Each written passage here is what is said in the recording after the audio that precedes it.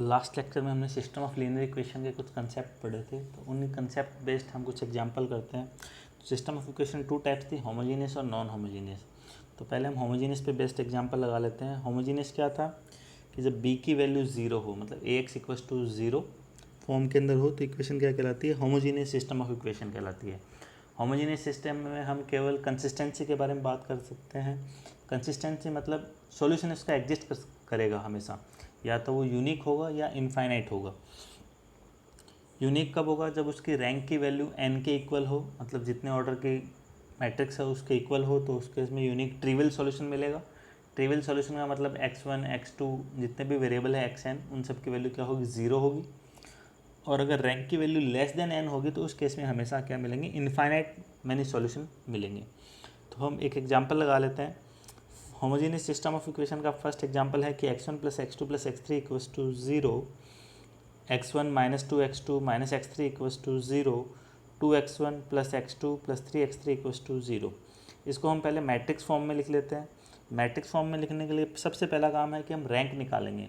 तो रैंक की डेफिनेशन क्या थी कि number of non zero row in upper triangular matrix. तो अब मुझे क्या करना है? अपर ट्रायंगुलर मैट्रिक्स क्या होती है कि डायगोनल के नीचे वाले सारे एलिमेंट जीरो होने चाहिए, तो उस फॉर्म में हम उसको कन्वर्ट करते हैं। तो हम रो वाइज ऑपरेशन लगा लेते हैं। तो यहाँ पर क्या होगा? सेकंड वाली रो को कैसे ले सकते हैं? ये डायगोनल के नीचे वाले सबको जीरो बनाना है। तो पहले इसको लेता हूँ। ये जीरो कब बनेगा? जब R2 में से R1 होगा माइनस। तो R2 रो क्या हो गया? R2 माइनस का R1। तो यहाँ से क्या आ गया? ज़ीरो, -3 और -2 आ गया। ऐसे मैं इन दोनों को जीरो बनाऊँगा। जीरो बनाऊँगा तो कैसे आएगा? R3 माइनस का 2R1। तो R3 माइनस का 2R1 करूँगा तो ये वाली रो भी क्या आ जाएगी? जीरो आ जाएगी। तो अभी डायगोनल के नीचे वाले सारे एलिमेंट जीरो नहीं हुए हैं, तो मुझे क्या करना है? तो ये -1 है, इसको भी जीरो बनाना है। तो ये कैसे आएगा? इसको मैं मल्टीप्लाई कर दूँ तो R3 रो है वो किससे? 3 से मल्टीप्लाई करूँगा और उसमें घटा दूँगा R2 में से, तो जीरो बन जाएगा। तो ये वाली, तो डायगोनल के नीचे वाले सारे एलिमेंट क्या हो गए? जीरो हो गए। तो अपर ट्रायंगुलर मैट्रिक्स में कन्वर्ट हो गया। तो रैंक की डेफिनेशन क्या थी? नंबर ऑफ नॉन जीरो रो। तो नंबर ऑफ नॉन जीरो रो कितनी होगी? 3 होगी। तो रैंक की वैल्यू किसके इक्वल होगी? 3। कितने क्रॉस कितने की मैट्रिक्स है? 3 क्रॉस 3 की। तो n के इक्वल, तो उसके पास क्या होगा? यूनिक ट्रिवियल सॉल्यूशन होगा। ट्रिवियल सॉल्यूशन में क्या होता है? जितने भी वेरिएबल होते हैं उन सब की वैल्यू क्या होगी? जीरो। तो x1 x2 x3 सब की वैल्यू क्या आएगी? ज़ीरो आएगी। सबकी वैल्यू जीरो आएगी। तो अब हम इसको वेरीफाई भी कर लेते हैं। तो वेरीफाई करेंगे तो क्या करेंगे? जो लास्ट में जो अपर ट्रायंगुलर मैट्रिक्स आई है उसको हम इक्वेशन फॉर्म में लिखेंगे। तो इक्वेशन फॉर्म में क्या आएगा? x1 plus x2 plus x3 first row से आ गया। सेकेंड रो से क्या आएगा? माइनस का 3x2 माइनस का 2x3, और लास्ट वाले से क्या आएगा? 5 of x3 equals to zero आ जाएगा। तो मतलब x यहाँ से क्या आया? x3 जीरो आ गया। x3 की वैल्यू इसमें पुट करूँगा तो ये क्या आ गया? x2 की वैल्यू ज़ीरो आ गई। यहाँ पे पुट करूँगा तो x1 की वैल्यू भी क्या आ जाएगी? ज़ीरो आ जाएगी। तो होमोजीनियस सिस्टम ऑफ इक्वेशन हो गया। अब नेक्स्ट एग्जांपल है कि find the value of k such that the system of equation is non trivial solution. तो मुझे k की ऐसी वैल्यू फाइंड आउट करनी है कि सिस्टम के पास क्या हो? नॉन ट्रिवियल सॉल्यूशन हो। तो आपको पता है कि इक्वेशन पहले देख लो किस फॉर्म में है? होमोजीनियस फॉर्म में है। होमोजीनियस फॉर्म के अंदर या तो ट्रिवियल सॉल्यूशन आएगा, या ट्रिवियल यूनिक सॉल्यूशन आएगा, या क्या इनफाइनाइट सॉल्यूशन आएंगे। ये बात क्या कर रहा है? नॉन ट्रिवियल सॉल्यूशन के बारे में बात कर रहा है। तो ट्रिवियल सॉल्यूशन कब आता है? जब मैट्रिक्स की रैंक n के इक्वल हो, जितने क्रॉस की मैट्रिक्स है उसके इक्वल आ जाए तो वो क्या ट्रिवियल सॉल्यूशन एग्जिस्ट करता है। और लेस देन n हो तो उस केस में क्या आता है? इनफाइनाइट सॉल्यूशन आता है। तो ये नॉन ट्रिवियल के बारे में बात करता है। तो ये तो कंफर्म हो गया कि रैंक है वो लेस देन 3 आएगी। तो लेस देन 3 आएगी तो वैल्यू निकाल के देख लेते हैं। तो एक इसको मैट्रिक्स फॉर्म में कन्वर्ट किया। मैट्रिक्स फॉर्म में क्या आ गया? 1k 3 4 3k 2 1 2। रैंक निकालने के लिए क्या करते हो? वही डायगोनल के नीचे वाले सभी एलिमेंट क्या होने चाहिए? जीरो होनी चाहिए। तो अपर ट्रायंगुलर मैट्रिक्स में कन्वर्ट करते हैं। तो अपर ट्रायंगुलर मैट्रिक्स में इनको कन्वर्ट करूँगा तो ये अपर ट्रायंगुलर मैट्रिक्स में कन्वर्ट हो जाएगा। मुझे k की वैल्यू निकालनी है जिसके लिए सॉल्यूशन के पास क्या हो? नॉन ट्रिवियल सॉल्यूशन हो। तो नॉन ट्रिवियल सॉल्यूशन का मतलब क्या है? यहाँ पे रैंक की वैल्यू क्या होगी? लेस देन 3 होगी। तो मैट्रिक्स फॉर्म में हम क्या करते हैं? जब डिटरमिनेंट की वैल्यू नॉन जीरो होती है तो उस केस में क्या होता है? रैंक n के इक्वल होती है। और जब डिटरमिनेंट जीरो होता है उस केस में क्या होता है? रैंक की वैल्यू लेस देन n होनी है। तो मतलब रैंक की वैल्यू लेस देन 3 है, तो इस मैट्रिक्स का जो डिटरमिनेंट वो आएगा वो क्या आएगा? ज़ीरो आएगा। ज़ीरो आएगा तो यहाँ से क्या बनेगा भाई, जो थर्ड रो है अगर ये जीरो हो जाए तो एक रो पूरी जीरो हो जाएगी, मतलब डिटरमिनेंट जीरो हो जाएगा। डिटरमिनेंट की प्रॉपर्टी से तो यहाँ पे 2k² माइनस 9k को क्या होना पड़ेगा, ज़ीरो होना पड़ेगा। तो k की दो वैल्यू फाइंड, ये वो दो k की वैल्यू है जिनके लिए सिस्टम ऑफ इक्वेशन के पास क्या होगा, इनफाइनाइट मैनी सॉल्यूशन होंगे, तो मतलब नॉन ट्रिवियल सॉल्यूशन होंगे। तो ये तो होमोजीनियस वाला पार्ट था। अब हम बात करते हैं non homogeneous system of equation. तो non homogeneous system of equation में कंसिस्टेंसी और इनकंसिस्टेंसी दोनों के बारे में बात करते हैं। कंसिस्टेंसी के लिए हम क्या करते हैं, ऑगमेंट मैट्रिक्स देखते हैं। ऑगमेंट मैट्रिक्स की रैंक अगर ए मैट्रिक्स, कोई मैट्रिक्स गिवन है, उसके इक्वल हो तो उस केस में हम कंसिस्टेंसी देखते हैं, और अगर इक्वल नहीं हो तो इनकंसिस्टेंसी देखते हैं। अगर ऑगमेंट मैट्रिक्स और ए की रैंक इक्वल हो और एन के इक्वल हो दोनों की, उस केस के उसके पास क्या होंगे, unique non trivial solution exist करेगा। क्या कि अगर रैंक ऑफ ऑगमेंट मैट्रिक्स और रैंक ऑफ ए की वैल्यू इक्वल हो, और इक्वल भी किसके हो, एन के इक्वल हो, जितने क्रॉस की मैट्रिक्स है, उस केस के अंदर उसके पास क्या होगा, unique non trivial solution exist करेगा। अगर लेस देन एन हो गया तो उस केस के अंदर उसके पास infinite number of solution exist करेंगे। तो हम यहाँ पे एग्जांपल लगा लेते हैं कि ये कह रहा है कि what the value of lambda and mu, the system of equation has no solution. No solution मतलब इनकन्सिस्टेंसी के बारे में बात कर रहा है वो। तो इनकन्सिस्टेंट कब होता है, जब rank of augment matrix not equal to rank of A आ जाए। तो हम देखते हैं लैम्डा और म्यू की ऐसी कौन कौन सी वैल्यू है जिसके लिए इनकन्सिस्टेंसी अवेलेबल हो। तो ये जो सिस्टम ऑफ इक्वेशन दिया हुआ है क्या है कि x plus Y plus Z, X plus 4y plus 6z equals to 20, X plus 4y plus lambda Z equals to mu.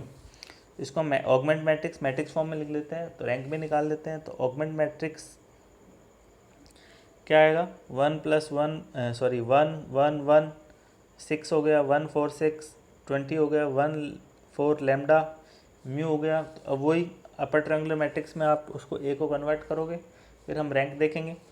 तो R2 वाली कैसे बनेगी, R2 में से क्या हो, माइनस R1 हो, और ऐसे ही R3 में से क्या हो, माइनस R1 हो। तो ये यहाँ पे इस फॉर्म में कन्वर्ट हो जाएगा। तो यहाँ पर देखो लैम्डा -6 और म्यू -20 ये आया। अगर यहाँ पे लैम्डा -6 और म्यू -20 दोनों की वैल्यू नॉन ज़ीरो हो, यहाँ पे केस डिस्कस करेंगे हम। तो पहला जो केस है कि जब लैम्डा -6 और म्यू -20 की वैल्यू क्या हो, नॉन ज़ीरो हो। जब नॉन ज़ीरो होगी तो रैंक ऑफ ऑगमेंट मैट्रिक्स क्या आएगा, मतलब ये नॉन ज़ीरो रहेगी दोनों की दोनों। तो ऑगमेंट मैट्रिक्स कितनी आएगी, number of non zero row कितनी होगी, 3 हो गई। तो रैंक ऑफ ऑगमेंट मैट्रिक्स कितनी बनी, 3 बन गई। अब बात करते हैं ए की। तो हम क्या करते हैं कि जो केवल ए मैट्रिक्स को देखते हैं। ए मैट्रिक्स को देखेंगे तो अगर लैम्डा -6 नॉन जीरो है तो इधर भी रैंक क्या रहेगी, 3 रहेगी। तो दोनों की वैल्यू इक्वल आ गई, और किसके इक्वल आई, एन के इक्वल आ गई। तो उस केस के अंदर इसके पास क्या आ गई, यूनिक सॉल्यूशन एग्जिस्ट करेगा, यूनिक नॉन ट्रिवियल।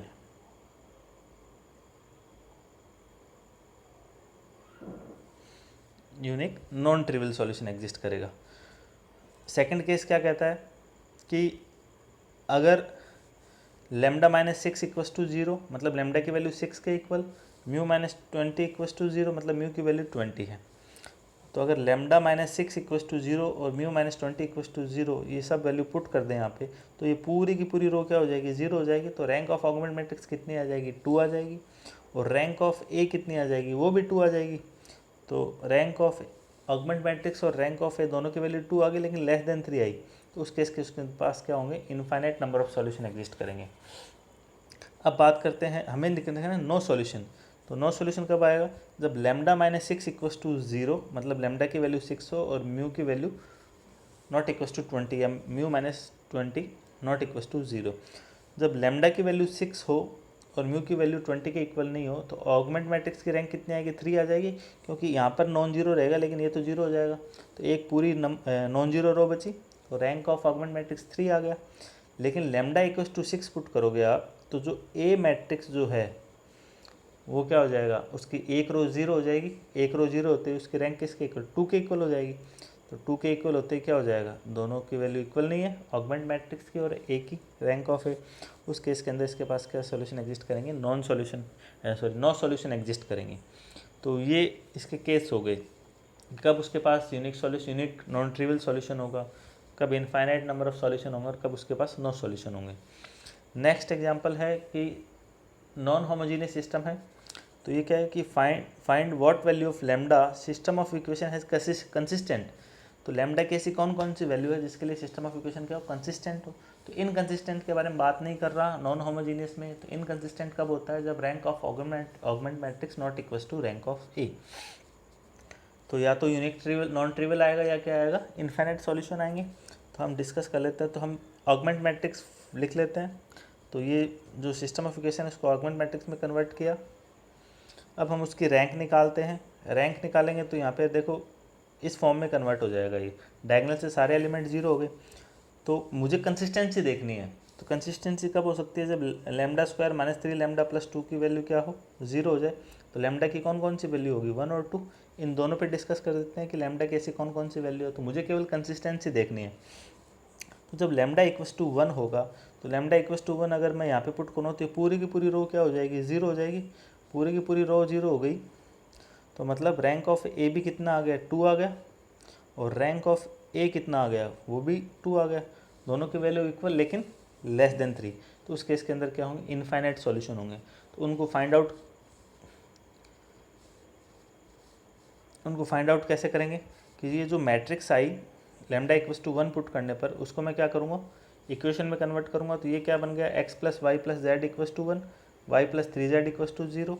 तो यहाँ पे क्या है, z है वो डिपेंड है, ठीक है। तो यहाँ पे z की मैं कोई भी अपने अकॉर्डिंग, z है वो फ्री है, डिपेंड नहीं, फ्री है।